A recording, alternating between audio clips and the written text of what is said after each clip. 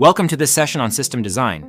System design is a fundamental concept in software engineering that involves planning the architecture, components, modules, interfaces, and data of a system to satisfy specified requirements. Think of it as creating a blueprint before building a house. Only here, the house is a software application or service. System design ensures that a software solution is scalable, efficient, and meets both functional and non-functional requirements. Without a proper system design, applications can become difficult to scale, maintain, or secure as they grow.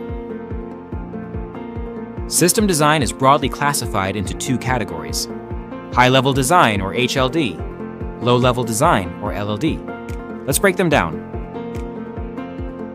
High-level design, or HLD, outlines the overall architecture of the system. It focuses on how components interact and how data flows between them. HLD answers questions like what services are needed, what APIs will be used, and what the system topology looks like. Example: in an e-commerce system, HLD will define components such as user service, product catalog, payment gateway, and database. Low-level design, or LLD, dives into the specifics. It defines the logic of individual components, database schemas, class diagrams, and APIs. LLD is meant for developers to follow while coding. Example: in the payment module of our e-commerce site, LLD would define the functions for validating cards, handling retries, and updating transaction logs. Let's apply system design to a real-world example, a ride-sharing app like Uber. HLD would define major systems: user management, ride matching, maps integration, and payment. LLD would specify how GPS coordinates are processed, how driver ratings are calculated, and how ride fare is estimated. Different systems require different architectural patterns. Some common ones include monolithic architecture, everything in one deployable unit. Example includes early versions of Instagram. Microservices architecture, independent services that communicate via APIs. Here an example we can consider Netflix, Amazon. Client-server architecture, a central server handles requests from clients. Example email services like Gmail. Peer-to-peer architecture, all nodes are equal and share responsibilities. Example BitTorrent file sharing. Good system design is all about trade-offs.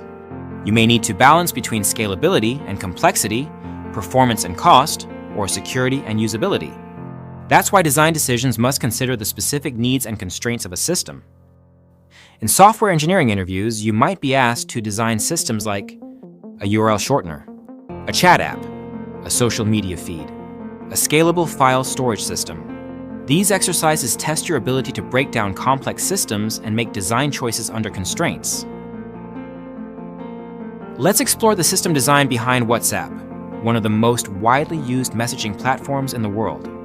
At first glance, WhatsApp seems simple. You send a message and it gets delivered instantly. But behind the scenes, it's powered by a complex, highly optimized system architecture. In this session, we'll take a deep dive into the system design of WhatsApp, a platform that handles over 100 billion messages per day, while remaining fast, secure, and reliable for more than 2 billion users. Let's break it down by components and understand the role and significance of each. 1. Client application. It all starts with the client, the WhatsApp app, on your phone or desktop. This isn't just a messaging UI. The client is responsible for key operations, including end-to-end encryption, storing messages locally, and maintaining a persistent connection to the server. Why is this important? By performing encryption and message preparation locally, WhatsApp ensures that your messages are secure before they even leave your device. This also reduces server-side load and improves speed. 2. Chat server, message router. The chat server acts as a central hub for message routing. When you hit send, the encrypted message is forwarded to the recipient via this server. It also handles message queues, temporarily storing messages if the recipient is offline and ensuring they are delivered once they reconnect. Its significance lies in maintaining high-speed, reliable message delivery with minimal latency, even during global traffic spikes. 3. Presence server.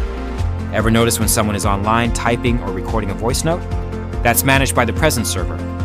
This component tracks user states in real time and communicates these signals via WebSockets. Presence is key to the real-time feel of WhatsApp. Without it, the app would feel slow, disconnected, and less interactive. 4. Media server. When you share a photo, video, or voice note, it's handled by the media server. The media is encrypted on your device and then uploaded to a secure server. The recipient receives a decryption key and a download link, ensuring privacy is maintained. This design offloads heavy data from the chat server and makes file transfer efficient, fast, and scalable. Especially important when billions of media files are exchanged daily. 5. Encryption layer, the signal protocol. WhatsApp uses the signal protocol for end-to-end encryption. Every message, call, photo, and video is encrypted with a unique key that even WhatsApp itself can't access. It uses a combination of asymmetric encryption for key exchange and symmetric encryption for message content. The result? Perfect forward secrecy and uncompromising user privacy. Even if a server is compromised, message contents remain protected.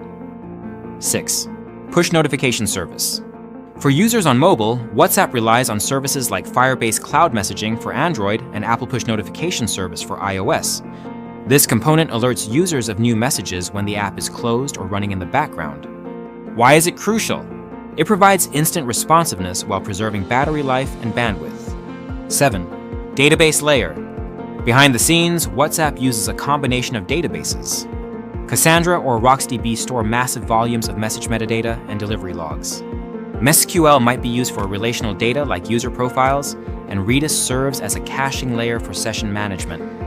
Databases are sharded and replicated for scalability and fault tolerance. 8. WebSocket server. To enable real-time message delivery, WhatsApp maintains persistent WebSocket connections between the client and the server. This enables the app to push new messages, status updates, and typing indicators instantly, without polling. The WebSocket server is the backbone of WhatsApp's responsiveness, giving you the feeling that chats happen in real time. 9. Load balancer and API gateway. WhatsApp uses load balancers to distribute incoming requests across multiple server clusters. This prevents any single server from being overwhelmed.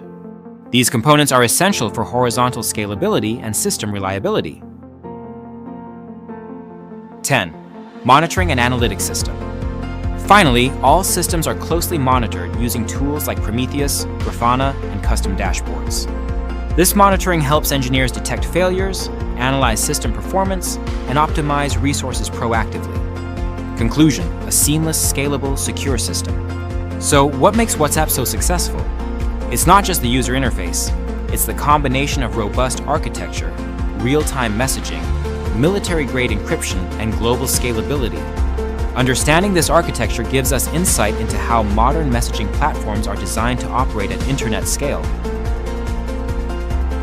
To summarize, system design is essential for building scalable, reliable applications. It comes in two main flavors: high-level design and low-level design. Understanding real-world examples and common architectures will help you become a better software engineer or architect. Thanks for joining this session on system design. If you found it valuable, don't forget to subscribe to the channel for more insights and the latest updates on technology and system architecture. Keep exploring, keep designing, because great systems start with great blueprints.